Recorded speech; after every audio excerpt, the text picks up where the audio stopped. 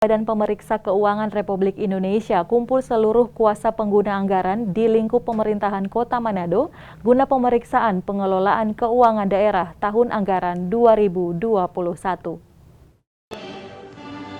Badan Pemeriksa Keuangan Perwakilan Sulawesi Utara mengumpulkan seluruh kuasa pengguna anggaran di lingkup pemerintah Kota Manado guna pemeriksaan pengelolaan keuangan daerah tahun anggaran 2021.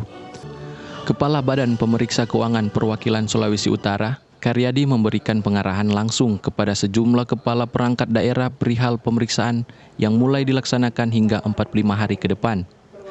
Karyadi mengungkapkan Kota Manado adalah etalase dari Sulawesi Utara sehingga diharapkan tidak terjadi hal-hal yang tidak diinginkan dalam pengelolaan keuangan daerah.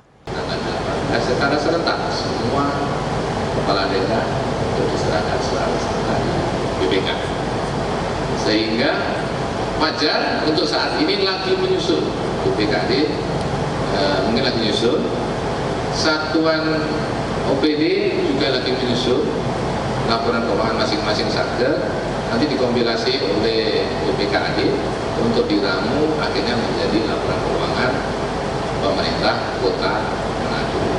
Nah, ini penting Bapak-Bapak Ibu semua, kehadiran kami semua, dan saya support, jujur bukan malah saya incer, bukan Bapak Wali.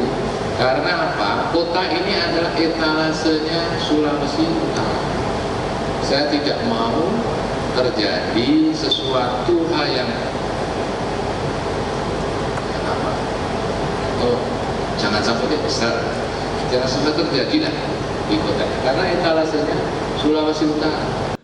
Dalam pengarahannya, pihak BPKRI juga menyampaikan beberapa poin penting terkait laporan pertanggungjawaban pemeriksaan keuangan daerah seperti laporan belanja daerah, pendapatan daerah, dan dana hibah dari pusat. Hizkiawaran Kiran melaporkan untuk Kawanwa TV.